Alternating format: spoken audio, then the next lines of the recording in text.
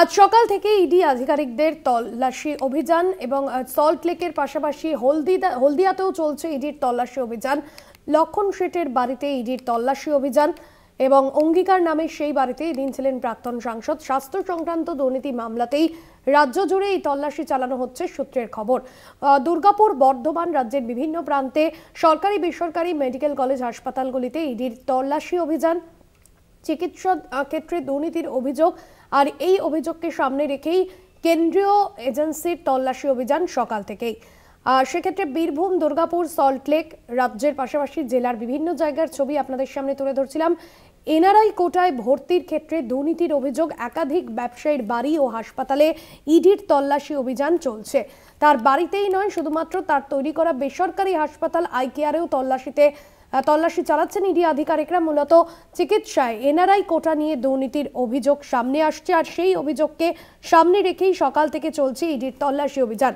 সল্টলেকের পাশাপাশি শহরের একাধিক জায়গায় চলছে ইডির তল্লাশি অভিযান। সাত সকালেই অ্যাকশন মোডে ইডি, রাজ্য জুড়ে চলছে তল্লাশি অভিযান।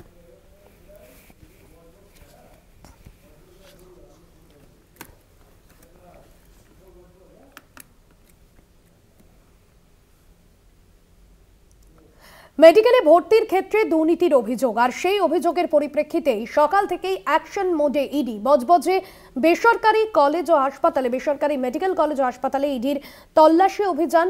এই মুহূর্তে রাজ্য জুড়ে বিভিন্ন জায়গায় ইডির হানা। বীরভূম, দুর্গাপুর, সল্টলেক, বজবজ, হলদিয়ায় ইডির হানা।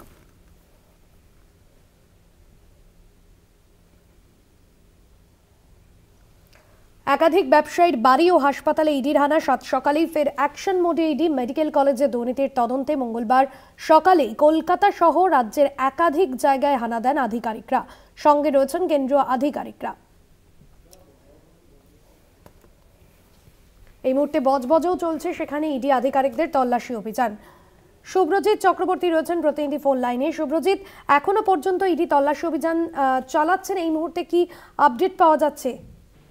দেখো, তোমায় জানিয়ে রাখবো, এখনো পর্যন্ত কিন্তু তল্লাশি অভিযান চলছে এবং যেটা জানা যাচ্ছে, সাত সকালে কিন্তু ইডির তদন্তকারী আধিকারিক তারা কিন্তু বজবজে আসে এবং বজবজের যে বেসরকারি মেডিকেল কলেজ, এই মেডিকেল কলেজেও কিন্তু ইডির তদন্তকারী আধিকারিক তারা ইতিমধ্যেই যে তল্লাশি অভিযান চালাচ্ছে। এর পাশাপাশি এই মেডিকেল কলেজের যিনি কর্ণধার, বজবজেই তার যে বাড়ি, সেই তার বাসভবন, সেখানেও কিন্তু ইডির তরফ থেকে তল্লাশি অভিযান চালানো হচ্ছে এবং যারা কেন্দ্রীয় বাহিনীর জওয়ান রয়েছে তারা তো বাইরে নিরাপত্তা রক্ষী হিসাবে রয়েছে।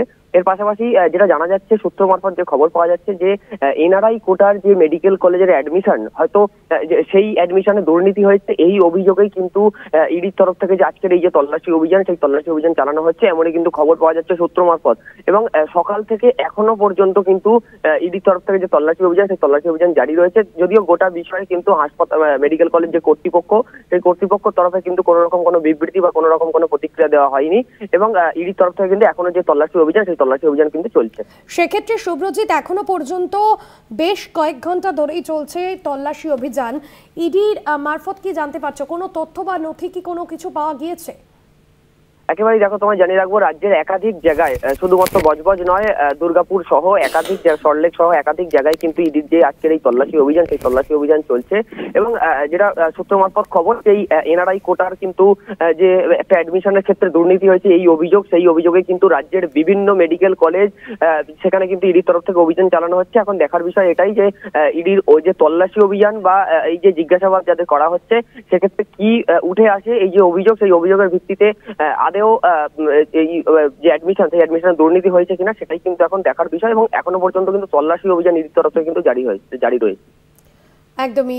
সেক্ষেত্রে শুভ্রজিৎ, এখনো পর্যন্ত মেডিকেল কলেজ কর্তৃপক্ষ তারা কি কিছু জানাচ্ছেন এবং কতটা সহযোগিতা করছেন কলেজ কর্তৃপক্ষ?